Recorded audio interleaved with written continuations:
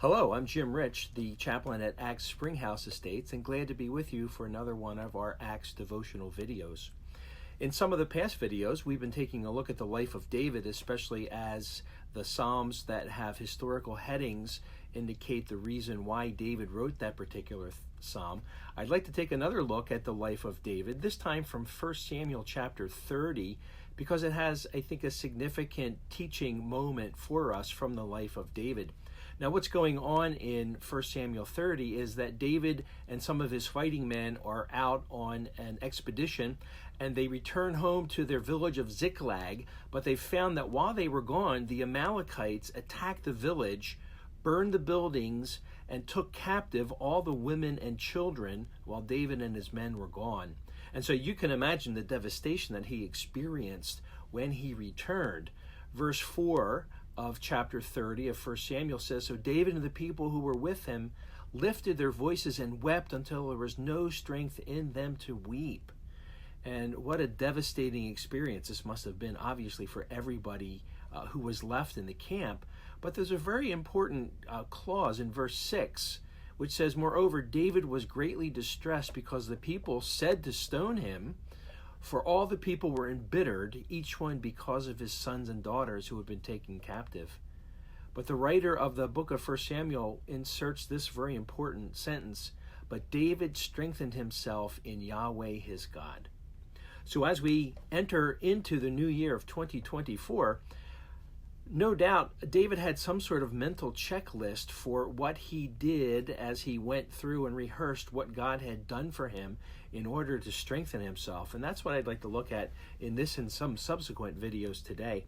And I think anybody who's been a Christian for any length of time can have sort of a mental checklist that they would go down and say, okay, what do I know about God that helps me in this particular situation? We don't know what the new year will hold for us, but this checklist is good, really, for any experience in life.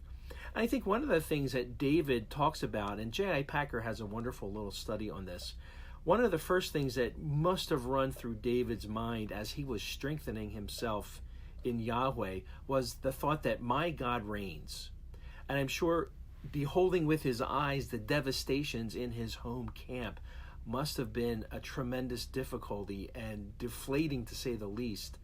But I'm sure he turned to the reality of God's sovereign providence in all things in his life and thought, okay, I didn't ask for this, but the Lord has brought it into being, and we're going to have to deal with it because he can deal with it.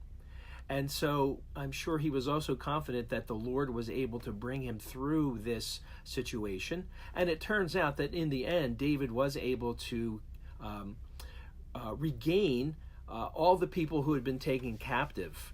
And so his belief in God is really what sustained him through all of this difficulty. And I can't help but thinking, I wonder how many times the Apostle Paul read this section, because his life was not a bowl of cherries either. And yet we all know that in Romans 8:28, he was able to confidently write, "For we know that God works in all things to bring good out of everything that we experience." And so there's an encouragement for us as we begin our checklist whenever we encounter difficulties or afflictions or unpleasant circumstances. The checklist starts with the fact that my God reigns, and that's a good way to begin a new year. Look forward to meeting you in our next time together.